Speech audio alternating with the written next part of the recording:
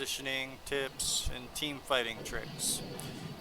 This first is going to be showing a main strategy. This is me and Fabian fighting a 2 versus 4. We are outnumbered, so one of the strategies we would use is either turn around a building or use a narrow alley. With this narrow alley, we would throw a conflagration potion down, and when the enemies run through it, we turn around on the person who went in the most committed. Tip number 2, your team's oh shit direction. By oh shit direction, I mean your panic direction. As you see in this video, Fave was teleporting away from his team to get his heals, but if he were to have teleported south, I would have been able to get the heal. Now this isn't the greatest example because he's teleporting instead of running. Most people, they'll just panic because they see enemies in front of them and they run in a different direction. There are many benefits to running south. While north could also be used, the biggest benefits are certainly to run south. And this is mostly to make sure that your team always stays together. If you have one person who's running in a random direction, you're generally going to have another teammate who's chasing them with a heal, meaning that you have 2 people that are on your team that are no longer part of the group. But there are other benefits, and I'll include those in the next tip. Tip number 3, range of direction. Now that's kind of a confusing title, but here I can explain it very well, and I guarantee you that very few people actually know this. But if you look at my screen, you can see that the left and right side of my screen are actually bigger than the bottom and top. Now, I mean, yeah, some of that's because my screen's customized for the window view, but there is a difference. When you are running south, you actually lose 1 tile. Now this means that moving shot archers won't be able to hit you from, like I said, 1 tile further, as well as some magic spells that have the 10 or 11 tile range. North could work, but it is just better, at least my overall consensus is to run south. Otherwise there might be confusion for regrouping with your team. These fights I kept in here because they are, I believe we had 7 2 versus 2s against Bill and Kyrite versus me and Fabian.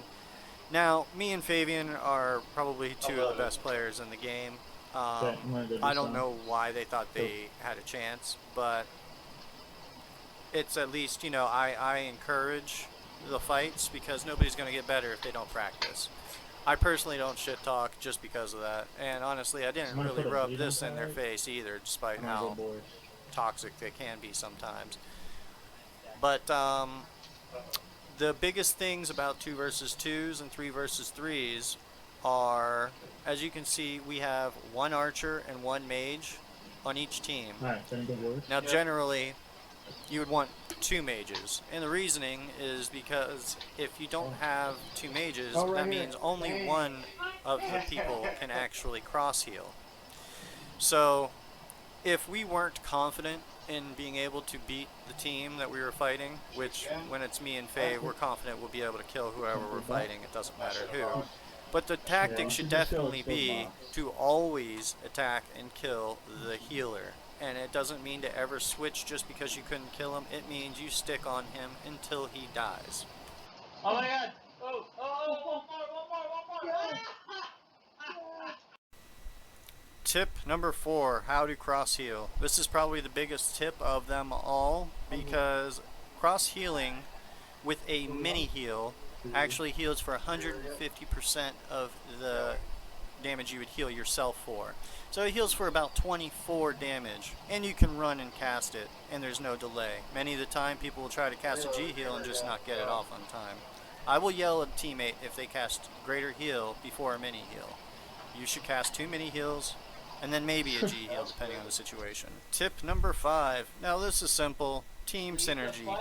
Don't take things too personal, and laugh when things are funny. If you don't have good team synergy, you won't be a good team. Shut up, Nick. Black is being a fucking nigger. Fuck. Oh my god.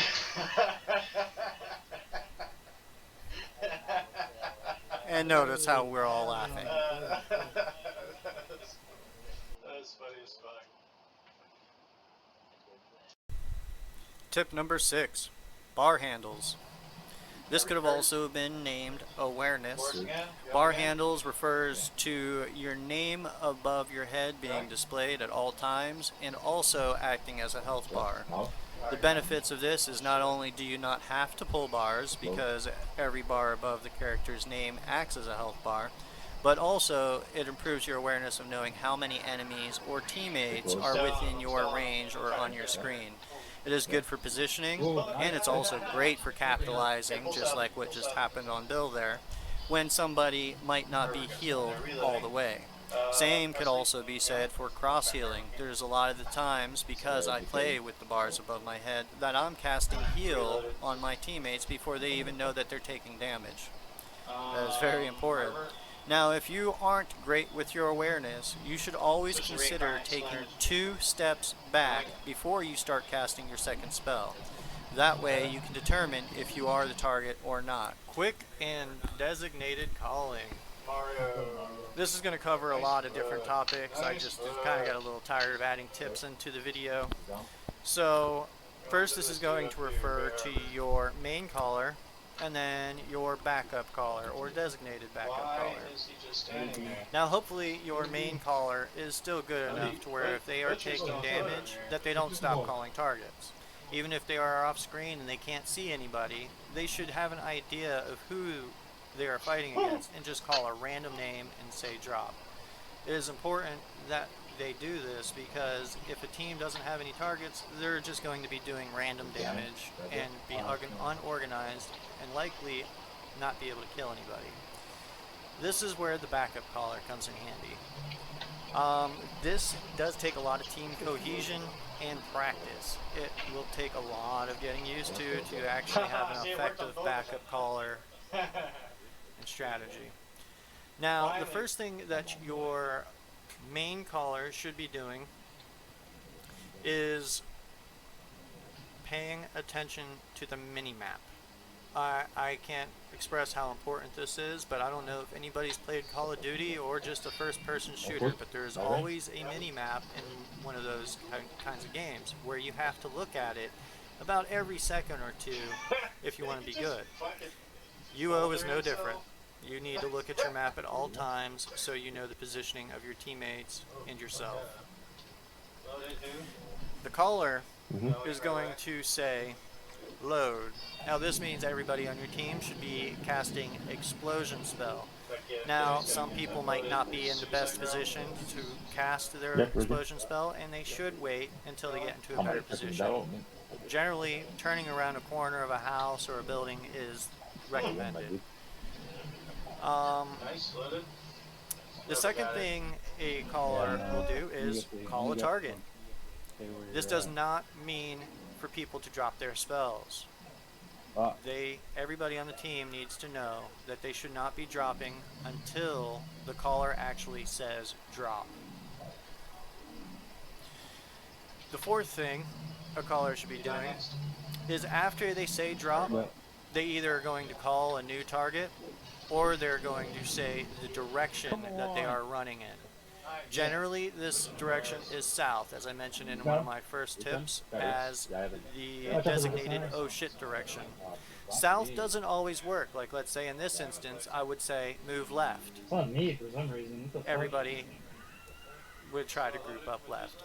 Now, if moving left and everybody still isn't together, we're going to say group up, and that generally means wait till everybody's grouped up, or until there's at least enough power for us to be able to turn and do significant damage. Tip number 8, different calling styles. Well, there are 3 primary calling styles that I can think of off the top of my head. I know that a lot of different guilds, they use a style where they will wait for everybody to vocally say that they have the target, and then they'll wait for their perfect opportunity to drop all their spells at the same time. And, I mean, I have a few problems with it. But there are ways that that strategy can be used, and that is called the kiting strategy. Kiting is primarily going to be used when you're fighting against numbers, a team that's stronger than you, or if they have dismounters. It's a good tactic to keep away from the dismounters. By kiting, this means we're going to be running in one direction, staying to that direction. So you're continually just running away, but when you turn around a house or whatnot, you load your spell and you wait for that opportunity to get a quick turn. And then you continue running in the direction that you were going, hoping that the dismounters can't catch up to you. The second strategy I covered a little bit in tip 1, which is building corners and narrow alleys. Now, narrow alleys will be used mostly against numbers. If you're fighting against, people that have numbers on you. Because it's going to be hard to really lure anybody behind the winery in a 2 versus 2.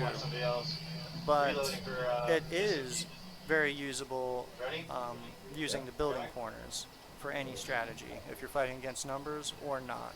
You generally want to load around a corner, maybe keep on going until you get around the next corner and then drop. There does seem to be I don't know exactly what the reasoning is, but maybe it's just the awareness. When somebody turns a corner, it just seems to be devastating. Okay, so now the third calling style, and this is the best calling style. It is our style, and it is the style to be completely dominant. This is called quick calling. You call a target, you wait 1 to 2 seconds, and then say drop. You're not waiting for confirmation from your teammates. You're dropping, and if you don't get the kill right away, you're immediately switching to a next target. The whole point of this is, yes, you do want to get the sync damage and hopefully kill the people, but the idea is if you're putting off enough offense, they're never going to be organized enough to be able to push their own offense off. This is worked very great even against numbers. It doesn't matter in what kind of scenario you're in, unless they have maybe like 3 times the amount of numbers that are using sync scripts like GK does. I'm sure I missed a lot of things, which I will just try to get back to and cover in the next video. Please leave any comments and suggestions that I should cover, because I know I did miss a few things that are important. But I hope this helped, and have a great day.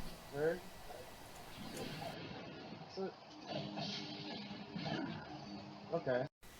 Tip 9. Which targets should be called?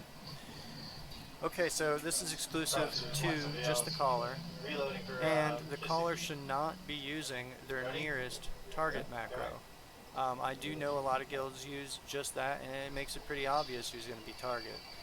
The caller should be looking at their screen and realizing where all of their allies are, and then determining which orange is in the worst position or closest to all of your allies, and that is who the target should be called as. Other situation is this is pretty much where you need to quick call, because you're going to quick call a target, they're going to run away, and then the rest of the team is going to chase them, which means you're going to have a few oranges running behind you. If you're able to just quickly reload because you didn't kill the first target and then turn on somebody who is behind you, your whole team is likely going to get damage off, and you have a very good opportunity to get a nerve or splinter. The third target or way to be targeting is if you have your setup tune. If you have, let's say, Jack in our case is our setup tune, which is Doppelganger in this video, I'm going to call the target that's closest to Jack every single time, because he is going in for a sleep, which brings down the enemy's DCI down to 0, and then he's going for a splinter, which is going to slow the character down for about 2 to 3 seconds, which allows enough time for everybody on the team to not only get off their first spell, but both spells. You ready for him? Go. No. Alright, so in the previous tip, I did mention to leave the comments and have a great day, and then I ended up adding another tip. But this time, I mean it. Have a great day, and if there are anything that you can think of that I missed out, make sure to comment on it.